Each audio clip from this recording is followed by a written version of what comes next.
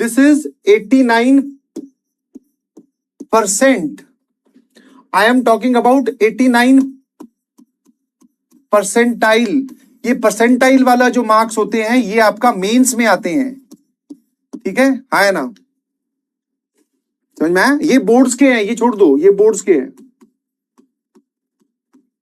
Boards में आपको 75% चाहिए, तो 89% इज गुड. मैं इसकी बात नहीं कर रहा हूं, इसको हटा दो अपने दिमाग से. उसका जेई मेंस फर्स्ट सेशन में 89 परसेंटाइल आई है. इसका मतलब कि आपसे 11% लोग आगे हैं. मोटा मोटा समझा रहा हूं कि इतने परसेंट लोग या स्टूडेंट्स आपसे आगे हैं. समझ गए? है ना, बताता हूं पूरा. तुम्हें थोड़ा ओवरव्यू देने की कोशिश करता हूं. This is not 89%. ठीक है, 89% तुम स्कोर करोगे भाई साहब, रैंक 1 से भी ऊपर आ जाएगा. दिस इज 89 परसेंटाइल, मतलब कि टोटल करीबन 14 लाख बच्चों ने पेपर दिया.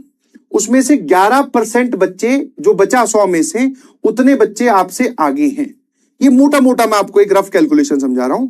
मतलब सर करीबन अगर हम इसका 11% निकालेंगे तो सर 1.5 लाख के करीब हमारे बच्चे आगे हैं. मतलब कि करीबन जो इसकी जेई मेंस की रैंक आई होगी वो आई होगी सर 1,50,000 प्लस, जिसमें कुछ नहीं मिलता. ठीक है, जिसमें कुछ नहीं मिलता.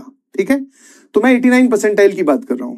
Being on a safe side आप 98 परसेंटाइल से ऊपर होनी चाहिए, तब जाकर आप उस कैटेगरी में फॉल करोगे जहां पर आपको अच्छी एनआईटी में एक अच्छी ब्रांच आपकी सिक्योर हो रही होगी. व्हेन आई से अच्छी एनआईटी, वैसे तो बहुत सारी हैं, बट हां एक अच्छी एनआईटी आप स्कोर कर पाओगे. ठीक है, तो 98 परसेंटाइल पे आपको एक गुड सीट मिलेगी. गुड सीट मतलब जिस पे आप सेटिस्फाइड होगे.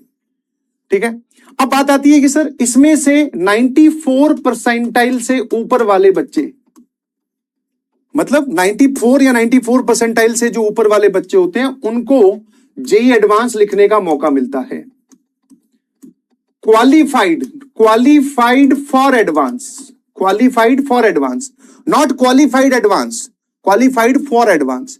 कि 94 परसेंटाइल या जिससे अच्छी आती है जिनकी, उनको जेई एडवांस लिखने का मौका मिलता है. अगर आपकी दोनों में से 2 सेशन होंगे, जेई मेंस 1 और 2, उसमें से जिसकी बेस्ट आपकी परसेंटाइल आएगी वो काउंट होगी. वो परसेंटाइल जो है वो आपकी इससे बढ़िया होनी चाहिए, तब जाकर आप जेई एडवांस लिख सकते हो. ठीक है, ये दीदी की 89 परसेंटाइल आई थी फर्स्ट अटेम्प्ट में.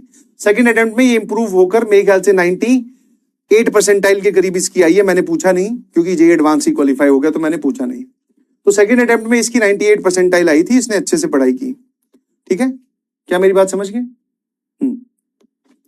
Marks is not the criteria here. Marks मैं आपको इसलिए नहीं बोल रहा हूं, because depends on shift to shift and hardness of the shift. मतलब जिस शिफ्ट में आप जाकर बैठे हैं उसमें कितना हार्ड पेपर आया, और ये वेरी कर रहा है, इसलिए मार्क्स नहीं. But yes, try to score 150 plus आने की कोशिश करो. 300 में से 150 प्लस, इतने मार्क्स को आप टारगेट करो और इससे ऊपर की तरफ बढ़िए प्लीज. ठीक है, क्योंकि बहुत सारी शिफ्ट मैथ्स में अगर मैं पर्टिकुलरली बात करूं, जिसमें जिन बच्चों के 20, 22, 25, 28 मार्क्स भी आए हैं 100 में से, उनके भी 99 परसेंटाइल बनी है. और जेई मेंस इस बार जैसे पिछली बार था 24 जनवरी वाला अटेम्प्ट, उसमें बच्चों के जब 80 मार्क्स आ रहे हैं, 90 मार्क्स आ रहे हैं आउट ऑफ 100, तब जाकर उनकी 99 परसेंटाइल बन रही है. तो परसेंटाइल का मेरे ख्याल से मार्क्स से कोई लेना देना अभी नहीं. अपने को डायरेक्ट रिलेशन एस्टैब्लिश करना चाहिए, वो कॉन्क्रीट नहीं होगा. क्योंकि कई शिफ्ट का पेपर इतना लल्लू आता है कि बच्चे जाते हैं मैथ्स के पेपर में बोलते हैं सर ये देखो टिक टिक टिक टिक टिक टिक. अब मार्क्स उनसे पूछो तो बहुत अच्छे स्कोर किए हैं सर, 240, 220. परसेंटाइल पीछे फेंकी गई. क्यों? क्योंकि उस पेपर में जितने भी बच्चे बैठे थे उस शिफ्ट में, वो बहुत अच्छा स्कोर कर रहे थे सभी.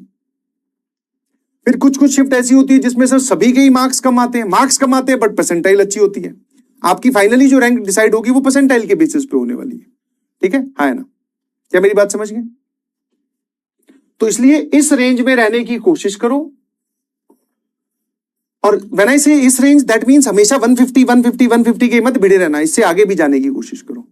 ठीक है, तो दिस इज द परसेंटाइल, इतने परसेंट लोग आपसे आगे हैं, जितना डिफरेंस बच गया -100 करके, ठीक है। हाँ, तो दूसरा, बीइंग ए क्लास 11 स्टूडेंट्स, ज्यादा डिस्ट्रैक्शन और ये सब चीजें तो होती ही हैं। गो विद द फ्लो, कोई परफेक्ट टाइम टेबल नहीं होता, कोई कुछ नहीं होता, स्कूल में नंबर सबके कमाते हैं, यही सब बातें आपने इनके मुंह से सुनी, ठीक है। तो please take this very seriously, ठीक है ना, समझ में आया कि नहीं समझ में आया?